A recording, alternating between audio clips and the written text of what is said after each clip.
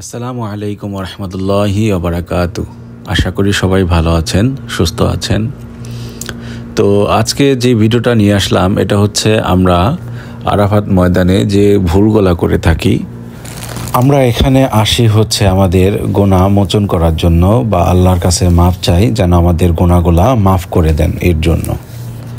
কিন্তু এখানে এসে এমন কাজ করা হয় যেসব কাজের জন্য আমাদের গুনাহ আরও বৃদ্ধি পায়। সেটাই আজকে দেখব। যেসব কাজগুলা করলে গুনাহ তো মাফ হয় না, উল্টা আরও গুনাহ বাড়ে, এরকম কাজগুলা করা যাবে না। সে ধরনের কাজ সম্পর্কে আজকে দেখাবো ইনশাআল্লাহ।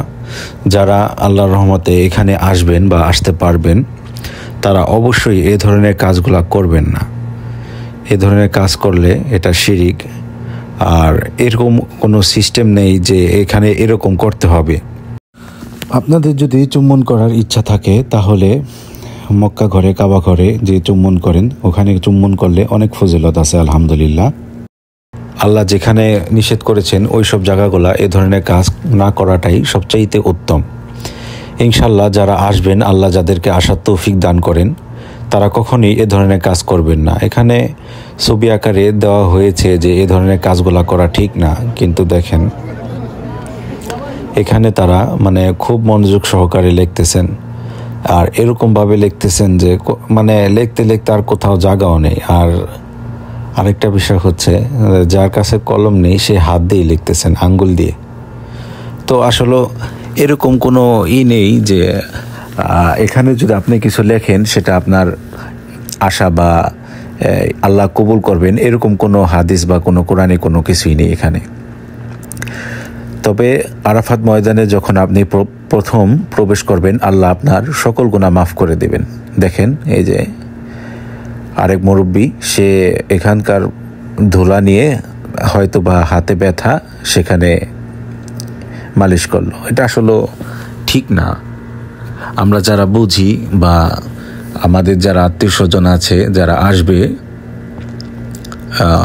আরাফাত ময়দানে বা হজ করতে, ইনশাল্লাহ আমরা তাদেরকে সুন্দর করে বুঝাবো যে এ ধরনের কাজগুলো ঠিক না, এ ধরনের কাজগুলো আমাদের করা উচিত না। হ্যাঁ, আল্লাহ আমাদের সবাইকে বোঝার তৌফিক দান করুন। যার কারণে আমি এই ভিডিওটা করছি। এই যে দেখেন ভাই আরেকজন লিখতেছে যে নাকি দিক নির্দেশনা দেখায় তাকে বলা হয় মুআল্লিম বাসের মধ্যে বলে দেয় যে এ ধরনের কাজগুলো করবেন না, এগুলোর কাজগুলো ঠিক না। তারপর আমরা হয়তো আবেগের বেশে বা ভুল করে এই ধরনের কাজ আমরা করে থাকি। ইনশাল্লাহ আমরা এ ধরনের কাজ করব না। এবং আমাদের যে আত্মীয় স্বজন আছে তাদেরকে অবশ্যই বলবো যে তোমরা যাবে সব জায়গায়, প্রত্যেকটা স্থানে দোয়া করবে সবার জন্য, পরিবারের জন্য, মৃত ব্যক্তিদের জন্য। আল্লাহ যেন সবাইকে ভালো রাখে সেই জন্য বাংলাদেশের সকল মুসলিমদের, অন্যান্য দেশের মুসলিমদের সবাইকে যেন আল্লাহ মর্যাদা দান করেন এবং ভালো রাখেন সেই বিষয়ের জন্য। কিন্তু আমরা এই ধরনের কাজ করব না, যে ধরনের কাজ ঠিক না। দেখেন এই জায়গা বসার স্থান, এই জায়গা পর্যন্ত এত পরিমাণে লেখালেখি করছে।